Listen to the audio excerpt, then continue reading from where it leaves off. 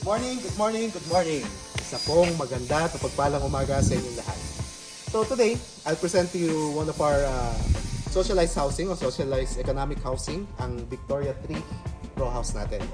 So this Victoria 3 po ay may 60 square meters na lot area and then floor area na 50 square meters. As you can see, complete po siya.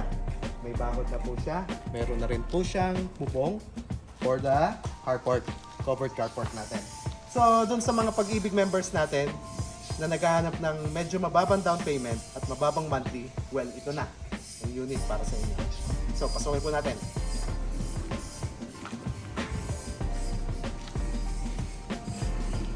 Well, lahat po na nakikita nyo dito sa Victoria natin, yan na po yung actual turnover natin. Wala po siyang modification in any way. So, what you see is what you get. So, itong extra space, pwede mo siyang gawing farm garden, simple garden, or in the future po, pwede mo siyang gawing expansion for receiving area. Or, pag magba-barbecue ka po, pwede dito sa area ko. So, malaki-laki pa rin siya. Okay? So, pasukin natin yung unit.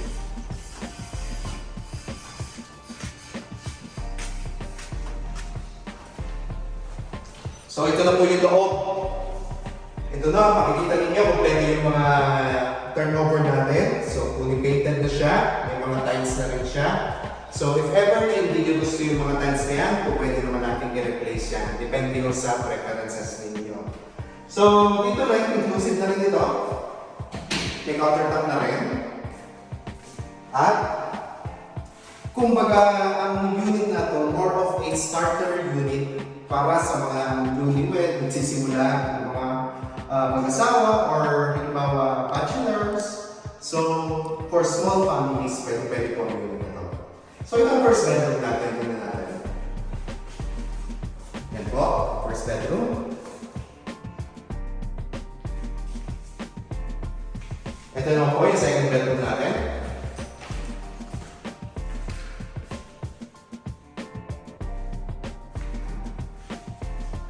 At ito naman po yung access natin papunta sa service area. Malaki po service area natin. Actually, yung iba, ina-extend nila ito, ginagawa nila itong parang pinaka-dirty kitchen nila. At pwede rin siya laundry area. Nandito po yung ating CR. Complete na rin po ang CR natin. May installed na rin po ng mga lavatories.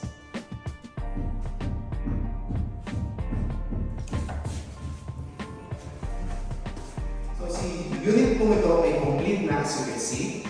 Wala na po kailangan i-improve. Mag-move-in ka na lang.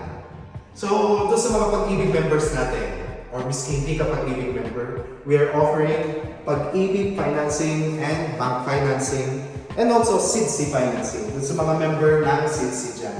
So ito na, ang sagot sa future na gusto mo.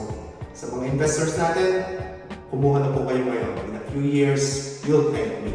Mag-appreciate na po ang value ng property nito. So yun lamang po. So hope to hear from you.